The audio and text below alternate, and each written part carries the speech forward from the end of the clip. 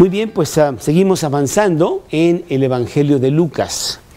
En realidad, como que han sido tantas bonitas enseñanzas en este libro que a veces le cuesta a uno dejarlo, pero sí avanzamos hacia el final del Evangelio de Lucas.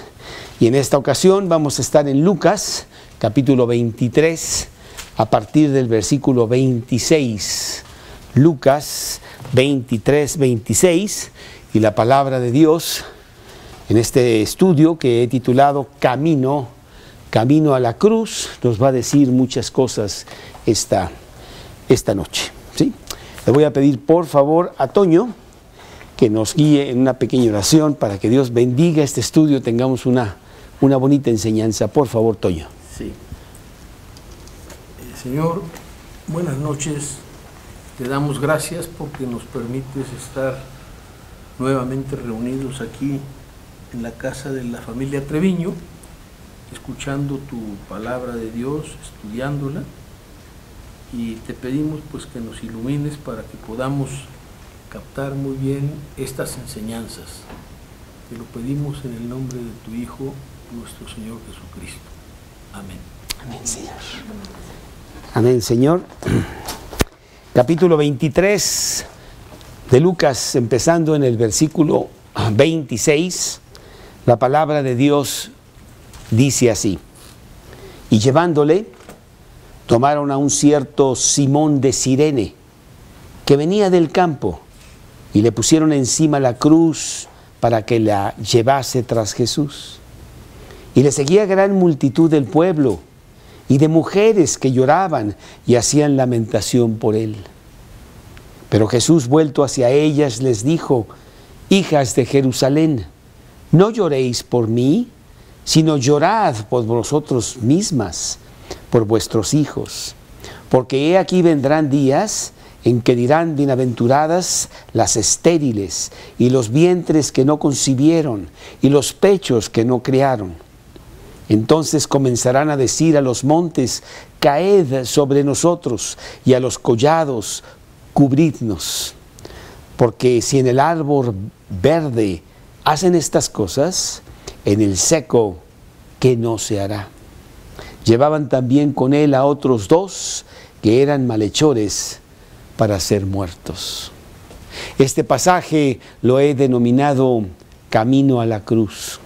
Hemos terminado los juicios, que fueron 6, en donde se condenó a Jesús a la muerte. Con muchas dificultades, porque no había pruebas que probaran su culpabilidad, sino que afirmaban su inocencia. Pero, pues, los principales sacerdotes y los líderes de Israel estaban muy aferrados a que se le condenara a Jesús, y se le condenara rápidamente. Estaban en un gran dilema, porque si esto se extendía demasiado, ese día en unas horas venía la fiesta de la Pascua a las 6 de la tarde, y entonces todo se paraba por la fiesta de la Pascua, y ya no podrían seguir algo contra Jesús. Y quién sabe si el pueblo cambiaría de opinión, si vacilante que era ya, volvieran a pues darle mucho lugar a Jesús. Total, ellos estaban muy aferrados de que esto tenía que concluir rápidamente con la muerte de su enemigo, como lo consideraban ellos, porque realmente sí les causaba muchos problemas. Les había enfrentado, les había realmente desafiado y les había descubierto todas las maldades que estos líderes, que deberían ser los líderes para bien, eran líderes para mal. Y así, dice el versículo último que vimos la semana pasada, que Pilato entonces sentenció que se hiciese lo que ellos pedían, y le soltó a aquel que había sido echado en la cárcel por sedición y homicidio, a quien habían pedido, y entregó a Jesús a la voluntad de ellos. Bueno, pues la crucifixión realmente marca la historia como el acto más severo de rechazo a Dios. El Dios que se estaba esperando desde hacía muchos siglos, porque los judíos habían estado esperando que llegara el Mesías y que llegara el Mesías, y cuando finalmente llegue el Mesías y cumple las profecías del Antiguo Testamento, como no llegó como ellos lo querían, pues entonces hubo un rechazo total. Pero Jesús muestra que Él realmente es el Mesías. Él viene con una revelación de verdad divina, Él habla como ningún otro, realmente la manera de hablar de Él es maravillosa. Él tiene una oferta de vida eterna, en donde por primera vez vemos en toda la Biblia el concepto de Padre Nuestro, que lo saca Jesús por primera vez. Dios puede ser tu Padre si tú así lo quieres, o puede ser tu juez, tú decides, ¿sí?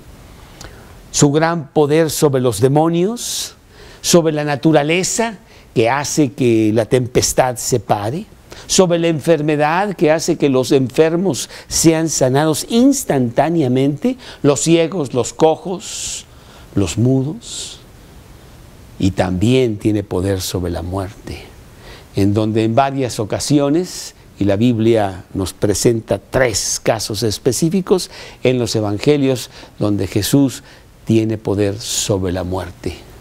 Lázaro, sal fuera. Y vemos a Lázaro resucitar del sepulcro en donde está. Y sin embargo vemos que el pueblo judío lo está rechazando, y incitado por los líderes religiosos. Dice Juan capítulo 1, versículo 11, Juan 1, 11, dice: a lo suyo vino, y los suyos no le recibieron. Sí, Él vino a los judíos, Él vino a decirles que el Mesías había llegado, y ellos lo rechazaron totalmente. Y entonces empieza la última etapa de su vida aquí en la tierra, que es camino a la cruz.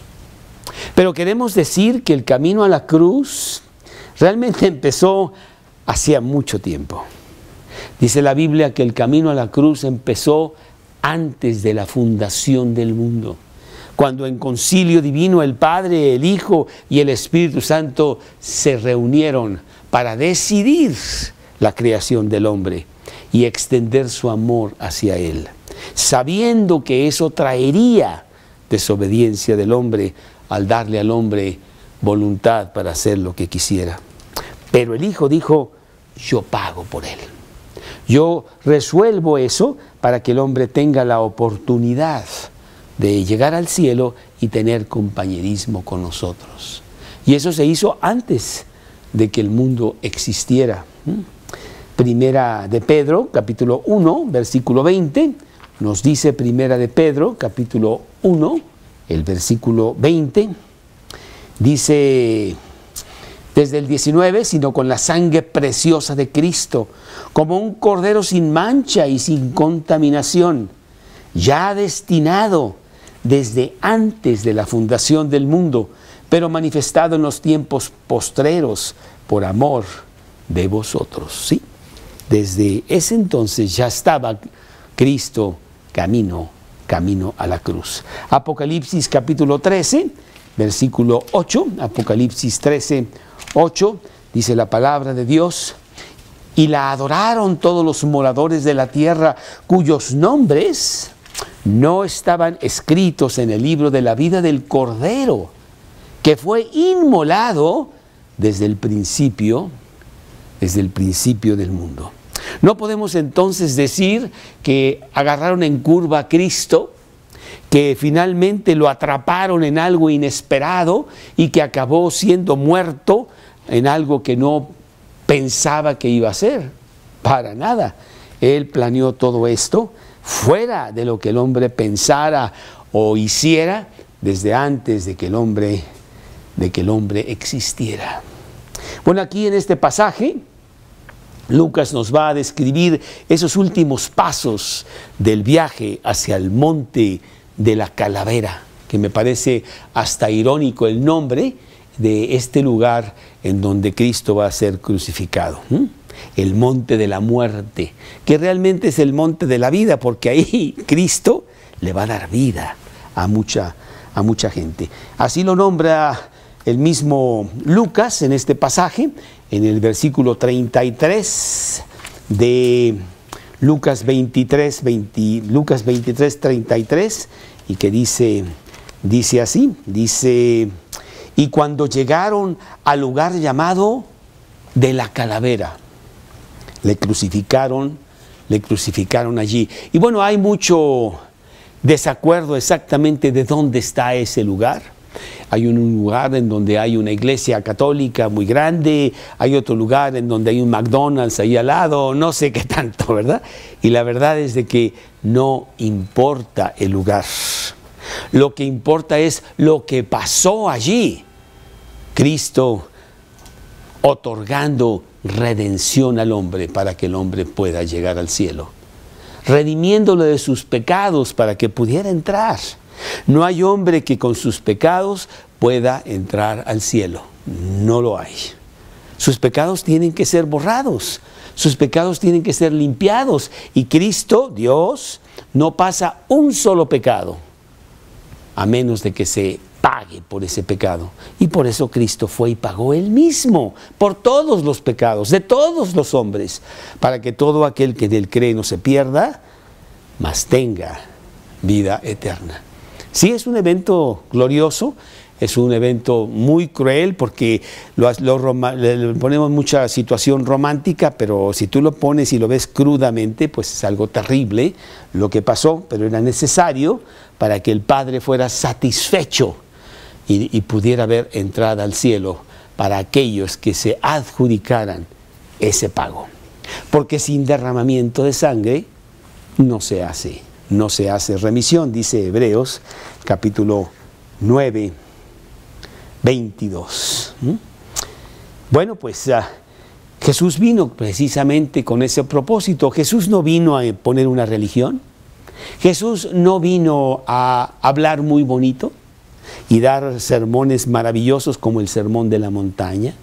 Jesús no vino a sanar o a mostrar al mundo cómo Él podía sanar sin medicina e instantáneamente con el poder de Dios.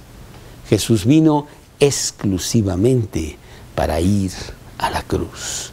Ese fue el propósito del por qué dejó su gloria y se hizo hombre para estar aquí en la tierra durante esos 33 años. Mateo 1:21 nos lo dice claramente. Dice Mateo capítulo 1, versículo 21, dice: y dará a luz un hijo, y llamará su nombre Jesús, porque Él salvará a su pueblo de sus pecados.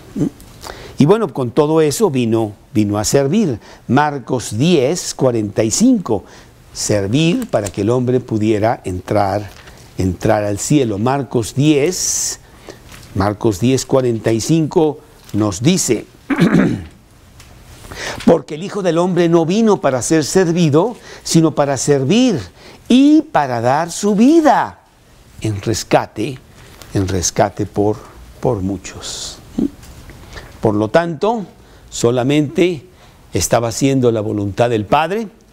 Él hizo exactamente lo que debería de pasar. Ya lo tenía predestinado. Inclusive con sus propios apóstoles, ¿cuántas veces les dijo que Él iba a morir en manos de pecadores? Ellos no lo entendieron, pero en el libro de Mateo 4 veces se los dice. Nunca entendieron hasta que de repente les llegó. Mateo 16, 21. Mateo 16, 21. Dice la palabra de Dios. Mateo 16, 21.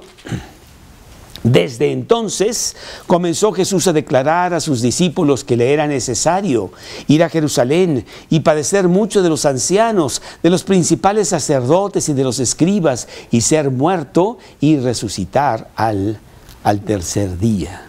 O el capítulo 20 ahí mismo de Mateo, en el versículo 17, Mateo 20, 17, subiendo Jesús a Jerusalén, tomó a sus 12 discípulos aparte en el camino, y les dijo: he aquí subimos a Jerusalén, y el Hijo del Hombre será entregado a los principales sacerdotes y a los escribas, y le condenarán a muerte. Y le entregarán a los gentiles para que le escarnezcan, le azoten, le crucifiquen, mas al tercer día resucitará. Bueno, le está realmente pasando una profecía que pronto se cumpliría en su propio cuerpo, en la cruz. Y bueno, sabemos, porque ya lo he dicho muchas veces, que fue Jesús el que entregó su vida. Nadie le quita la vida a Dios, obviamente.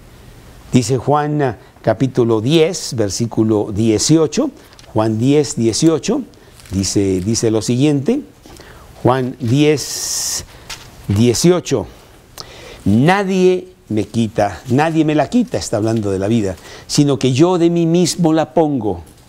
Tengo poder para ponerla y tengo poder para volverla a tomar. Este mandamiento recibí de mi Padre. Esto lo muestra Él claramente en la cruz, cuando Él quiere y Él deja la vida porque así lo quiere Él. Fue cuando Él quiso, no una hora antes, no una hora después. Y Él dice en el pasaje de Lucas 23, 46, en tus manos encomiendo mi espíritu. Y en ese momento muere. Inclusive están sorprendidos de que Él muere tan rápidamente. Le quieren ir a romper las piernas para que muera más rápidamente y poder terminar con la crucifixión, y encuentran que Él ya está muerto, no le pueden, ya para qué romperle las piernas.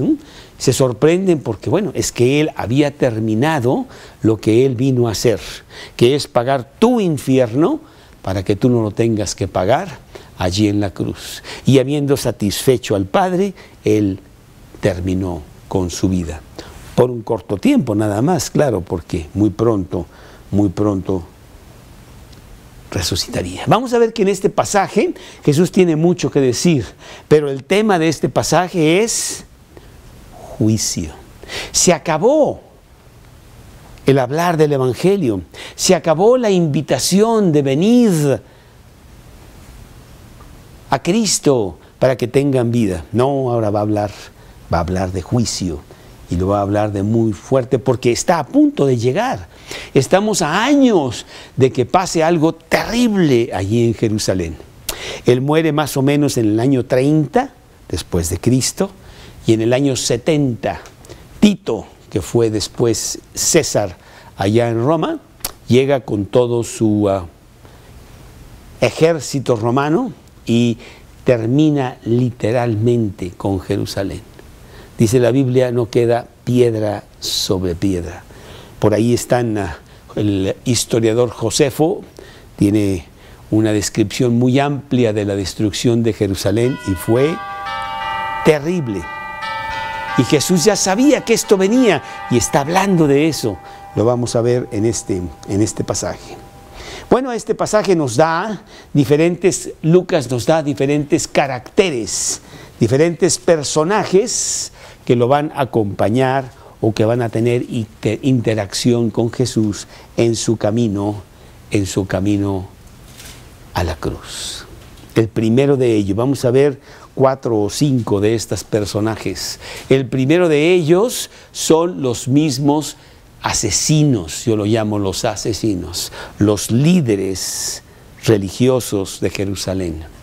El cuerpo de Sanedrín, que eran los 70 que gobernaban el pueblo judío desde el punto de vista religioso, ¿verdad? Y con ellos estaba Caifás y Anás y todos esos fariseos, escribas, saduceos, que se peleaban entre sí, pero cuando tenían el común denominador de ir contra Jesús, pues se unieron contra Él.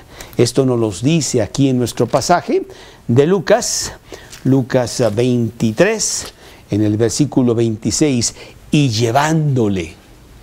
¿Quiénes?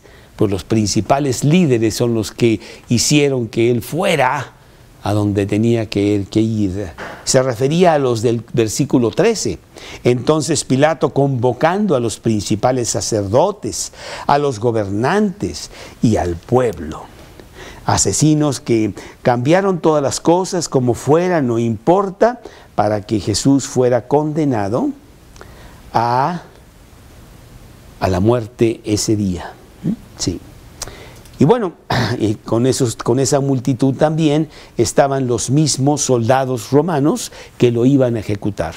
Personas que realmente pues trabajaban ahí, no creas tú que... Pero bueno, en su trabajo tenían cierta autoridad. No sé si te ha tocado que vas con la señorita de la ventanilla ahí, ¿verdad? Y con mucha autoridad. ¿Qué quieres, señor? No, mira, ahorita no lo puedo atender, y tiene una gran autoridad ahí en el puesto que tú tienes que someterte. Pues así eran también los soldados romanos que lo ejecutarían y que van más allá. No tienen ninguna compasión, que van más allá en su crueldad contra Jesús. Bueno, este grupo de personas representa a todos aquellos que rechazan contundentemente a Jesús. Y vaya que si en este tiempo tenemos una gran muchedumbre, la mayoría del mundo rechaza a Jesús. Por favor, Dios está muerto. ¿Qué te pasa? Eso es del siglo XIV. Estamos en el siglo XXI. Hebreos 6 en el versículo 4 nos describe claramente a este grupo de asesinos, en donde dice la palabra de Dios, Hebreos 6:4, porque es imposible. Porque es imposible que los que una vez fueron iluminados y gustaron del don celestial y fueron hechos partícipes del Espíritu Santo y asimismo gustaron de la buena palabra de Dios y los poderes del siglo venidero y recayeron, sean otra vez renovados para arrepentimiento, crucificando de nuevo para sí mismos al Hijo de Dios y exponiéndole a vituperio. Aquellos que rechazan y que serán condenados por su rechazo, que tan fácilmente podían, con mucha sencillez, pues creer que Jesús era el Hijo de Dios. Estaban los milagros, estaban sus enseñanzas, estaba realmente todo el poder que Jesús tenía. Debe haber tenido una personalidad maravillosa este hombre Jesús, porque realmente impactaba a todos los que pasaban por ahí. Yo creo que sus ojos realmente transmitían una fuerza que solamente viene de Dios, ¿sí?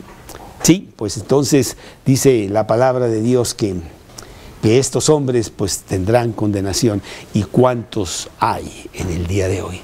Ojalá no seas tú uno de ellos de estas personas que se burlan de Jesús, que blasfeman contra Él, que hacen gran alarde de que pues no lo necesitamos, cuando de repente viene la muerte y te das cuenta de que sí lo necesitabas. Pero bueno, este es el primer grupo, el grupo de los asesinos. Hoy más que nunca los tenemos por doquier. Ese es el primer grupo, pero tenemos otro grupo de las personas que van a ir, de que van a tener intercambio con Jesús en su camino a la cruz. Estamos ahorita en el pasaje, para los que acaban de llegar, de el camino a la cruz. Jesús ha pasado por los 6 juicios, el último ante Pilato, y ya va camino a la cruz. Y estamos viendo los personajes con los cuales Jesús tiene intercambio en su camino a la cruz. Los asesinos, número 1, que son estas personas que rechazan y quieren que Jesús sea totalmente condenado. Pero número 2, el extraño. Hay una persona extraña aquí, en este pasaje. No entendemos cómo es que encaja aquí, pero sí lo vamos a entender en un minuto. Y esto lo vemos en nuestro pasaje, aquí en Lucas 23, en el versículo siguiente, que es el versículo 26 también. Dice, y llevándole, tomaron a cierto Simón de Cirene, que venía del campo, y le pusieron encima la cruz para que la llevase tras Jesús. Y sí me hace notar mucho el que diga un cierto Simón de Cirene. Como que fue una cosa no esperada. Como que es alguien que pasaba por ahí y de repente acabó en las circunstancias y terminó llevando él mismo la cruz misma de Jesús, ¿sí? Bueno, pues vamos a ver de qué es que está pasando aquí. Los romanos tenían el derecho de obligar a cualquiera a cualquier cosa de los no romanos. Era la fuerza que ellos tenían, ¿sí? Y dice la palabra, por ejemplo, aquí en Mateo 5, pues dice, por ejemplo, para que veas el poder que tenían los romanos, dice en Mateo 5,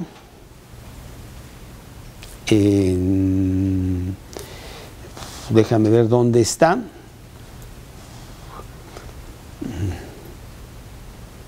Es que no lo tengo grabado, pero dice que si él te exige que lleves la capa 1 milla, pues dale 2, dice el pasaje. Y los romanos podían hacer eso, podían exigir que ellos pudieran hacer algo por Roma. Y entonces agarran a esta persona que está pasando por ahí, que se llama Simón de Cirene. Quiero decirles que en este pasaje sí lo nombran, Simón de Cirene. Porque hay otros pasajes en donde hablan de diferentes personajes romanos y no los nombran. No es importante, como el centurión cuyo hijo un oficial del rey cuyo hijo estaba muriéndose, ahí en Juan 4, pues nomás dicen que era un oficial, pero no ponen su nombre. Aquí ponen su nombre, hay algo especial aquí. ¿Por qué? ¿Por qué agarraron a esta persona y por qué se llama Simón? ¿Y qué está pasando? Bueno, se llama Simón porque, bueno, así le puso su mamá, ¿verdad? No importa. Pero era de Cirene. Cirene en el norte de África, donde había muchos judíos. Y entonces él, devoto judío, había venido a Jerusalén para también estar en la fiesta. Y pasó por ahí y vio la procesión y los romanos dijeron, tú que más o menos has de ser fuerte. Y como Jesús ya no podía, Jesús realmente había tenido ya una noche terrible, una mañana escalofriante, sus fuerzas ya no se lo permitían de seguir llevando la cruz, porque los condenados a muerte llevaban su propia cruz. Entonces le piden a Simón que sea él el que la llevara, ¿sí?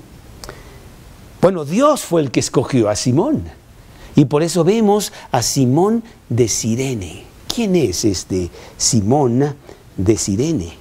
Lo escogió bajo su soberana voluntad. Nos damos cuenta de que Dios tiene todos los detalles para hacer cosas más adelante que Él ya tiene previstas, planeadas y que nosotros a lo mejor no sabemos, y si confiamos, cosas maravillosas pasan. Juan 6:44 nos dice, Juan 6:44 nos dice lo siguiente. Juan 6:44, ninguno puede venir a mí si el Padre que me envió no le trajere. Y entonces, pues decidió Dios que Simón de Cirene estuviera en ese momento allí. Bueno, parece que ya no escuchamos más de él, pero esto no es cierto, porque si nosotros nos vamos a Marcos 15:21, también es el pasaje en donde agarran a Simón de Cirene para que cargue la cruz. Marcos 15:21, vamos a encontrar que nos dice un poco más de este Simón de Cirene. Dice la Biblia en Marcos 15:21, y obligaron a uno que pasaba, Simón de Cirene, ojo, padre de Alejandro y de Rufo, que venía del campo, a que llevase la cruz. Ya nos dice un poquito más. ¿Quién era Simón? Pues tenía 2 hijos, cuando menos, uno que se llamaba Alejandro y otro que se llamaba Rufo. Pero entonces nos vamos a Romanos capítulo 16, en donde Pablo está dándole gracias a todos los cristianos que están en Roma, y nos vamos a encontrar ahí con un personaje en Romanos 16:13 que dice, saludad ¿a quién? Saludad a Rufo, escogido en el Señor, y a su madre y mía. Parece ser que la esposa de Simón, madre de Rufo, ayudó a Pablo en muchas cosas y por eso la llama madre mía, ¿no? Porque pues, yo creo que hizo cosas para Pablo. Y Rufo estaba ya en Roma como líder del grupo de Roma, habiéndose convertido él también a Cristo. Entonces ese encuentro con Simón, allí en el camino a la cruz, tendría muchas consecuencias maravillosas, porque Simón probablemente, obviamente, se convirtió a Cristo al ver todo lo que estaba pasando, al ir a la cruz, pues él estuvo allí en la cruz, ¿verdad? Él probablemente estuvo en la primera predicación de Pedro, ahí en Hechos 2, en donde él escuchó a Pedro en su propia lengua. ¿Cómo, Pedro? ¿También sabes tú mi lengua de Cirene? Sí, yo también. Es más, sé muchas que Dios me ha dado. Tenía el don de lenguas. No, no es cierto. Sino que Dios le dio a Pedro que pudiera hablar en esa ocasión en muchas lenguas. Hechos 2, capítulo 10. Estaban ahí en Frigia, en Panfilia, en Egipto, en las regiones de África, más allá de Cirene, romanos aquí residentes, tanto judíos como prosélitos, creyentes árabes, y estaban atónitos y perplejos, diciéndose unos a otros, ¿qué quiere decir esto? Y entonces dice que él habla en su lengua, pero que todos lo escuchan en todas estas diferentes lenguas. Simón estuvo escuchando todo esto. Simón vio la realidad del Evangelio y probablemente regresó a su tierra en Cirene, a su familia, y después los vemos que son creyentes, inclusive hasta en Roma. Ese es el soberano plan de Dios, de cómo Él va agarrando las cosas y va haciendo su plan completo para que mucha gente venga al conocimiento de Jesús, ¿sí? Bueno, pues cuentan que la iglesia de Cirene creció bastante, al punto de mandar misioneros de Cirene a otros lados. Hechos 13, versículo 1, Hechos 13, versículo 1. Había entonces en la iglesia de Antioquía profetas y maestros, Bernabé, Simón, el que se llamaba Níger, Lucio de Cirene. Ah, Lucio de Cirene. Sí, el grupo de Cirene llegó a ser un grupo poderoso, grande para Dios. Simón tuvo que ver en eso. Fíjate cómo Dios usa todas estas cosas de que lleve la cruz de Jesús para que este extraño pueda hacer mucho para el Evangelio en el futuro después de la muerte de Jesús. Bueno, pues hemos visto dos personajes o dos grupos en camino a la cruz, los asesinos que llevan a Cristo a la muerte, a Simón de Cirene, que finalmente fue clave para la expansión del Evangelio en esos primeros días del cristianismo, y número 3, la multitud. La multitud en general que se juntó para ver la crucifixión de Jesús. Eso lo vemos en el versículo 27 de nuestro pasaje. Quiero decirles aquí con Simón de Cirene, que sí representa, es muy importante decir esto, que Simón de Cirene te representa a ti. Porque si Dios tuvo un plan maravilloso para Simón de Cirene de la nada, porque parece que pasaba por ahí, así también tiene un plan para ti, grande y maravilloso. ¿Cuántas cosas quiere hacer Jesús en tu vida para el Evangelio y que puedas servirlo maravillosamente con, entre comillas, coincidencias que Dios hace? Te representa a ti, me representa a mí. ¿Cuántas anécdotas tengo yo de cosas que me han pasado que después digo, ay, pasó por esto y conocí a fulano y le hablé de Cristo a este, el otro? Inclusive el haber comprado esta casa, yo oré. Dios, llévame al lugar en donde yo pueda predicar el Evangelio. Y yo llegué aquí y le prediqué a todos los vecinos y nadie le interesó hasta que llegó uno, del cual pues se ha levantado un gran grupo a través de los años. Maravilloso. Pero número 3, la multitud, versículo 27, aquí en nuestro pasaje de Lucas 23, que dice el versículo 27, y les seguía gran multitud del pueblo, dice la palabra de Dios. Bueno, pues muchos que habían aclamado antes Días antes, en la entrada triunfal de Cristo a Jerusalén, Hosana, que viene, el que viene en el nombre del Señor, ahora estaban diciendo, crucifícale, crucifícale.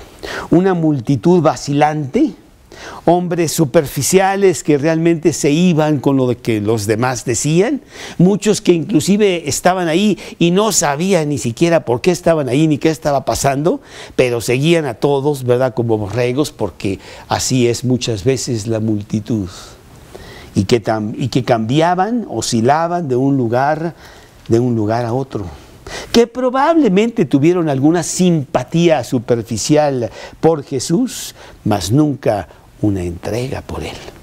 Muchos siguieron a Jesús, pero muchas veces lo seguían porque multiplicaba los panes, porque sanaba a las personas. Oye, yo me quiero juntar con Él, a lo mejor me multiplica el dinero también, ¿por qué no? Pero no había realmente una entrega con Él. Juan 6:60 nos habla de esa clase de personas. Dice Juan 6:60, al oírlas, muchos de sus discípulos dijeron, dura es esta palabra, ¿quién la puede oír? Jesús hablaba mucho más fuerte, nada más seguirlo y beneficiarse de las cosas que él hacía. Él quería que lo siguieran y que fueran realmente sus discípulos, y muchos de ellos pues ya no estaban dispuestos a hacerlos. Versículo 66 aquí en Juan 6, desde entonces muchos de sus discípulos volvieron atrás y ya no andaban con él. Su simpatía tenía un límite. Y muchas veces es una simpatía sentimental, como lo vemos precisamente en la cruz, aquí en el capítulo 23 de Lucas, en el versículo 48, Lucas 23, 48, que dice la palabra de Dios, y toda la multitud de los que estaban presentes en este espectáculo, viendo lo que había acontecido, se volvían golpeándose el pecho. Sí, pobrecito, le fue muy mal, yo no sé, a lo mejor deberíamos haberlo ayudado, no sé, pero realmente no había una entrega para con él, no entendían lo que Jesús estaba haciendo. Esa es la multitud, y hay muchas personas así, muchas personas religiosas que dicen, pues tengo que tener una religión, tengo que ir a algún lugar, pues voy a aquella iglesia, o me voy a la sinagoga el sábado, o me voy con los adventistas, o con él, pero es que tengo que tener algo, pero realmente su corazón no está ahí, y Jesús no quiere una religión, Jesús quiere una relación contigo, profunda, en donde Él quiere ser el Señor de tu vida. Jesús no es un ayudador al cual cuando la ves dura le pides a Dios que por favor te saque del hoyo. No, Él no ayuda a nadie. Él es el Señor y quiere el señorío total de su vida o nada. Así es Jesús. Y esta multitud pues nunca entendió eso y nada más lo seguía por conveniencia e interés propio. Pero número 4, había otros personajes que también estaban en su camino a la cruz. Y aquí lo vemos en este pasaje de Lucas, en este versículo 27, que dice, y le seguía gran multitud del pueblo, y de mujeres que lloraban, y hacían lamentación por él. Aquí pues tenemos otro grupo de personas en el camino a la cruz. Es importante decir que en todos los evangelios no encontramos nunca a mujeres que atacan abiertamente a Jesús. Siempre son hombres los que lo están atacando. Al contrario, las mujeres como que tienen más compasión, y muchas mujeres realmente sí le seguían. Tenía un grupo fuerte de mujeres que le seguían. Por ejemplo, aquí en Lucas 8, capítulo 8, versículo 1, dice la palabra de Dios: aconteció que Jesús iba por todas las ciudades y aldeas, predicando y anunciando el evangelio del reino de Dios, y los 12 con él. Y algunas mujeres que habían sido sanadas de espíritus malos y de enfermedades. María, que se llamaba Magdalena, de la que habían salido 7 demonios. Juana, mujer de Chuza, intendente de Herodes. Susana y otras muchas que le servían con sus miembros. Entonces, pues sí, las mujeres registraban más compasión y misericordia para con Jesús, y aquí las vemos llorando y lamentándose por lo que está pasando para con Jesús. Y la palabra lamentar nos habla de un lloro abierto, de un lloro profundo, de un lloro sincero, que estas mujeres realmente pues no pueden hacer nada, pero sí están muy conmovidas por lo que está pasando. Y estas personas representan a aquellos que sí tienen un corazón tierno, no endurecido, porque eso es lo que hace el mundo, inmediatamente te endurece el corazón y entonces tu vida es para ti, y para ti, y para ti, y háganse un lado porque ahí vengo yo, ¿no? Pero no, si hay personas tiernas que consideran a otros con mayor ahínco, y estas mujeres lo están haciendo. Atraídas por Jesús, encontrando la verdad de Jesús, no indiferentes como la multitud de la cual acabamos de hablar, pero solamente con expresiones exteriores. Jesús quiere mucho más que tu expresión exterior. No quiere que te vayas hincado de aquí hasta la basílica, te rompas las piernas, ¿verdad? No quiere eso Jesús. Quiere algo interno, en donde realmente de corazón tú lo sirvas a Él. Mateo 7, 21 al 23, podemos ver a estas mujeres representando a este grupo, que dice: no todo el que me dice Señor, Señor, entrará en el reino de los cielos, sino el que hace la voluntad de mi Padre que está en los cielos. Muchos me dirán en aquel día: Señor, Señor, ¿no profetizamos en tu nombre? Y en tu nombre echamos fuera demonios, y en tu nombre hicimos muchos milagros.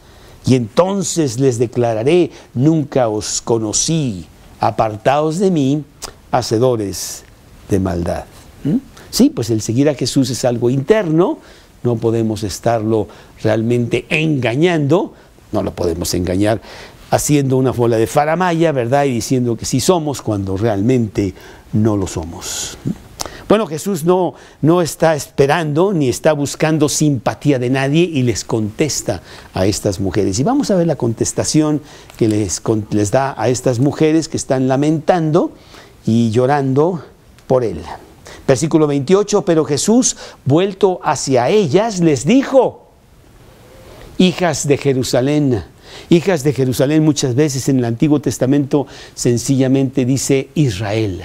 El pueblo de Israel. Quiero decirles algo a ustedes, pueblo de Israel: no lloréis por mí, sino llorad por vosotras mismas y por vuestros hijos. Yo no soy la víctima son ustedes, que al hacer esto viene juicio, un juicio terrible que va a venir sobre ustedes. Porque he aquí vendrán días en que ustedes dirán: bienaventuradas las estériles, y los vientres que no concibieron, y los pechos que no criaron. ¿Por qué? Porque el que tiene bebés, el que tiene hijos pequeños, pues el ver cómo los matan y el ver cómo acaban muy mal, pues destrozaría a estas pobres madres, ¿verdad? Pues mejor que no tengas hijos, para que no veas, para que no pases por estas experiencias que vienen muy pronto sobre el pueblo. Entonces comenzarán a decir a los montes: caed sobre nosotros, y a los collados: cubridnos. Tenemos ahí un libro que habla de la caída de Jerusalén en el año 70, y llega al punto en donde pues es un poco hasta difícil continuar con la lectura, porque lo que pasó fue realmente terrible. Llegó Tito y puso sitio sobre la ciudad por mucho tiempo, en donde literalmente el pueblo se estaba muriendo de hambre. Y cuando vio que ya estaba muy débil, entró con todo su ejército y fue una masacre total allí en Jerusalén. Jesús ya lo había dicho: ¿ves este templo? Pues de cierto os digo que no quedará piedra sobre piedra. Y no quedó. Los romanos hicieron cosas terribles en ese año 70, 30 años después, 30, 40 años después muerto Cristo. Pero no solamente está hablando de ese evento. Hay un evento todavía futuro que viene muy pronto en estos tiempos, y a medida que nos vamos avanzando y vemos que la maldad se aumenta y vemos todas estas profecías cumplidas, como que Israel ya regresó a su tierra y está ahora en Israel bajo comando de los israelitas, que es una profecía cumplida, vemos que se acerca el fin y que ese fin será terrible. Y lo que pasó en Jerusalén no es nada comparado con lo que va a pasar en esos tiempos finales, que pueden ser, los podemos leer ahí en el libro de Apocalipsis.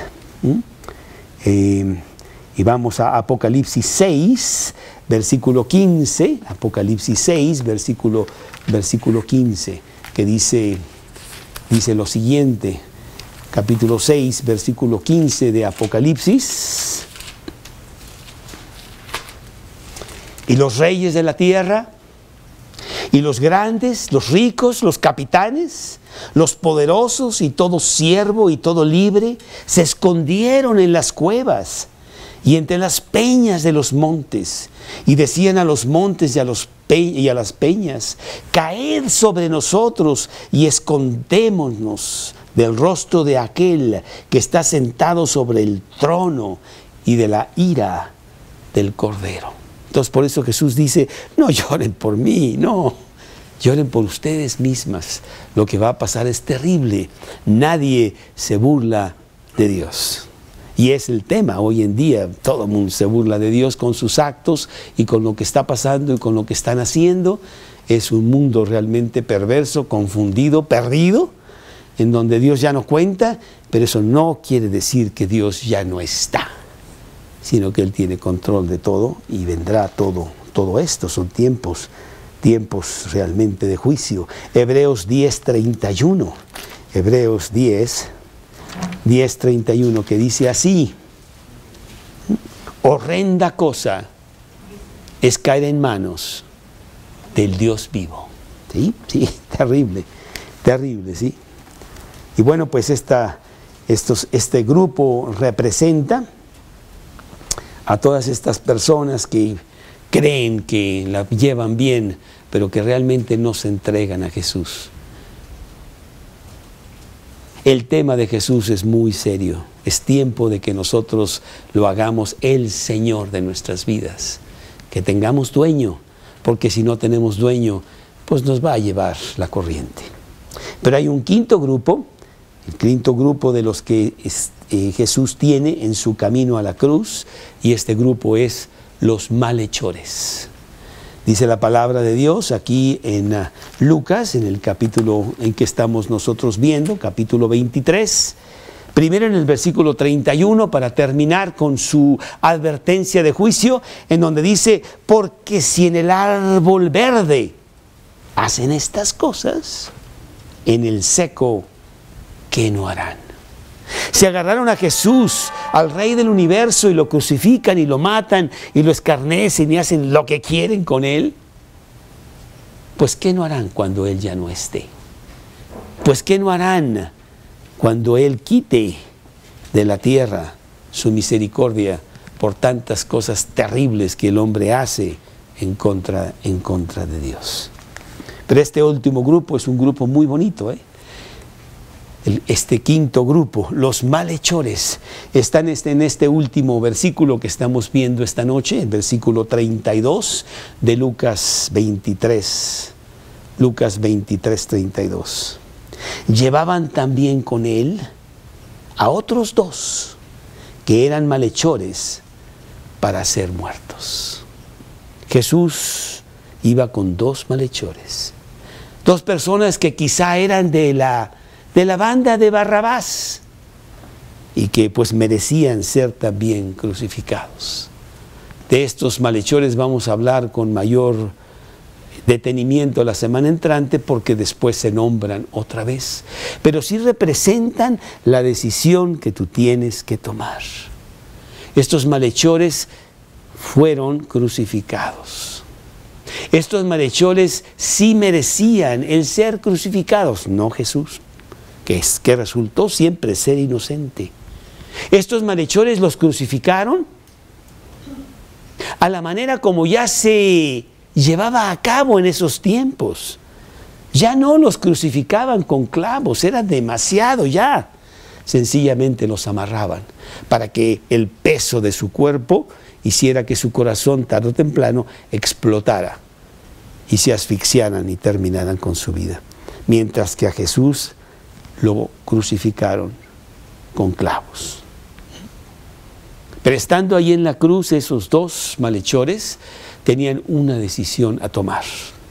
Ya sabiendo que estaban a punto de morir, media hora, 1 hora, 2 horas, no sé, ya terminaban sus vidas, no había escapatoria, no podían bajar de la cruz. Y ahí en ese lugar, dice la palabra de Dios, que estos malhechores tuvieron un diálogo entre sí y con Jesús. Versículo 39, ahí en Lucas. Y uno de los malhechores que estaban colgados le injuriaba, diciendo: si tú eres el Cristo, pues sálvate a ti mismo y a nosotros. Respondiendo el otro, le reprendió diciendo: ¿ni aún temes tú a Dios estando en la misma condenación? Nosotros a la verdad justamente padecemos, porque recibimos los que merecieron nuestros hechos. Mas este ningún mal hizo. Y dijo a Jesús: acuérdate de mí cuando vengas en tu reino. Entonces Jesús le dijo: de cierto te digo que hoy estarás conmigo en el paraíso. Estos dos malhechores representan a la humanidad. La humanidad está aquí en la tierra con un solo propósito. Porque tú te puedes preguntar: y bueno, ¿y para qué estoy aquí? A final de cuentas nazco, me reproduzco y me muero. Y ya, o sea, ¿qué sentido tiene la vida? A lo mejor juego canicas y gano una medalla de oro en las canicas, pero pues realmente no tiene trascendencia. ¿Cuál es el objetivo de estar aquí? El objetivo de estar aquí es conocer al Dios verdadero y seguirlo. Tú tienes la oportunidad de decirle sí a Jesús o decirle no a Jesús. Y este grupo de personas representa esa coyuntura, esa decisión que se tiene que tomar. ¿Le vas a entregar tu vida a Jesús para que Él sea el Señor de tu vida? ¿O seguirás siendo tú el Señor de tu propia vida, condenándote a ti mismo? Como le dice el otro, ¿que no te das cuenta que estás en la misma condenación? Y hay uno de esos ladrones que injuria a Jesús y se burla de Él, porque dice ser el Cristo y no hace nada. Y el otro, arrepentido, le pide a Jesús misericordia. Acuérdate de mí cuando entres en tu reino. Qué bonito. Así, estando ya totalmente en el fin, dice: pues yo sí creo que Jesús es Dios. Y yo quiero estar en ese lugar del cual Él predica, el reino de los cielos. Acuérdate de mí. Ten misericordia de mí. Y Jesús le contesta: de cierto te digo que hoy estarás conmigo en el paraíso. Y así tenemos todos estos personajes. ¿Con quién de ellos te identificas tú? ¿Con los asesinos que están tratando de acabar con Jesús, de callarlo para que mi conciencia ya no oiga más de eso? ¿O con este extraño que Jesús quiere utilizar como el gran misionero para la expansión del Evangelio, que esté muchos años aquí y que trabaje para Jesús como Simón de Cirene? ¿O la multitud vacilante que realmente le importa muy poco? A ver qué sacamos, a ver si hay tortas ahí o regalan camisetas, a ver qué pasa, vamos, ¿no? A ver al argüende, pero no nos interesa. Y si me das 2 camisetas, pues yo digo lo que quieras, si me digo lo contrario de lo que dije hace rato, no importa. ¿Eres tú esa persona? O quizá eres como estas mujeres que sí lloran a Jesús, pero que finalmente no se entregan, que finalmente son reprendidas por Jesús, porque no entienden que el juicio no es para Jesús, el juicio es para ellas mismas y que pronto vendrá con terribles consecuencias. O quizá con los malhechores, en donde tú tienes que tomar una decisión. ¿Cuál decisión vas a tomar? Una decisión en la cual Jesús te enfrenta varias veces en la vida para que finalmente tomes la adecuada, y muchos no la toman. ¿Qué vas a hacer tú con Jesús? ¿Qué vas a hacer tú con la cruz de Jesús, que implora que vayas a ella y pidas perdón por tus pecados y tengas la vida eterna que se le concedió a uno de estos malhechores? Esta noche Dios te está enfrentando a ti a esa decisión. ¿Cuál tomarás? ¿Harás de Cristo el Señor de tu vida? ¿O seguirás vacilante entre sí, no, o rechazarlo, o decir mañana, déjame ver, lo voy a pensar, quizá más adelante, antes de que me muera, yo voy a hablar con Dios? Y ahorita que sales aquí en la periférico, se acaba tu vida. ¿Qué vas a hacer? Hoy es el día de salvación, dice Jesús. Hoy es el día aceptable. Hoy quiere Dios que tú tomes esa decisión y hagas de Jesús el Salvador y dueño de tu vida. Es la única decisión importante de toda tu vida. No hay otra. Si compras aquel coche que quieres o no, no es importante. Esta es la decisión. ¿Qué vas a hacer con tu eternidad? Tómala ahora. Jesús murió por ti en la cruz para que tú pudieras tener vida. El que no conoció pecado, por nosotros lo hizo pecado, para que nosotros tuviésemos justicia de Dios en Él. Vamos a inclinar nuestros rostros, vamos a terminar la reunión con una pequeña oración.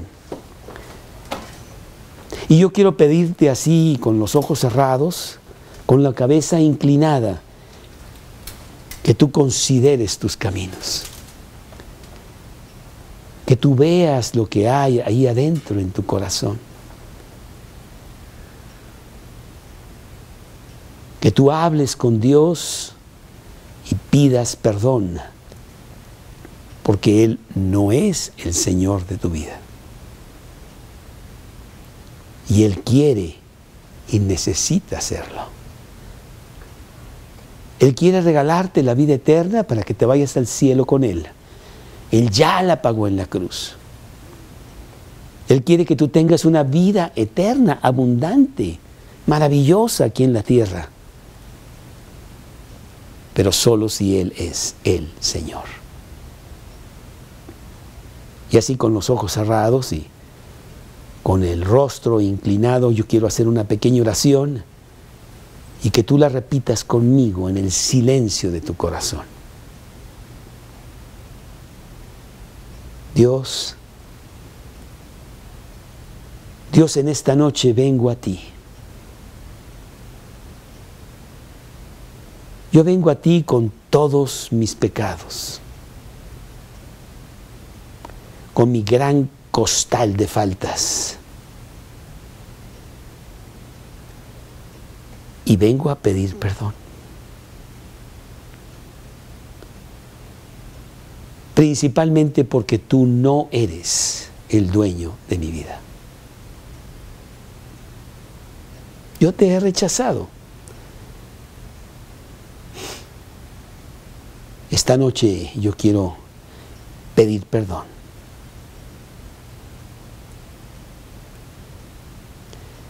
Y basado en las promesas de la Biblia,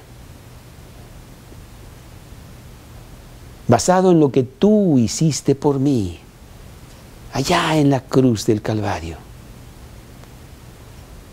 yo quiero que tú entres a mi corazón.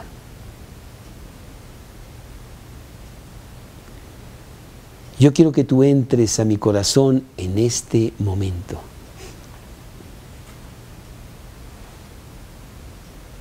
Que te sientes en el trono de mi vida.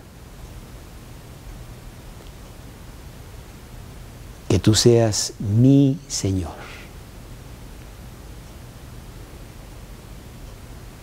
Que tú cubras mis pecados con tu sangre preciosa que derramaste en la cruz.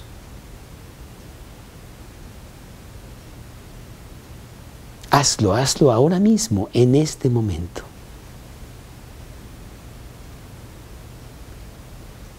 Entra a mi corazón ahora mismo.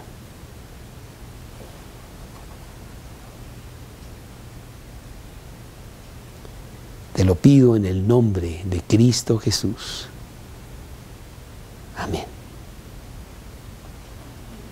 Si tú le pediste a Cristo que entrara a tu corazón, Él entró. Y Él te regala la vida eterna y puede empezar una vida maravillosa, abundante para ti. Ojalá y lo hayas hecho, porque es el camino a tener esa vida abundante y a llegar al cielo. No hay otro camino. Jesús dice, yo soy el camino, no hay otro. Si hay alguna pregunta que tienes sobre esto, aquí estoy para contestártela. Algunos otros pueden contestarte de los que vienen aquí todos los días, todos los jueves.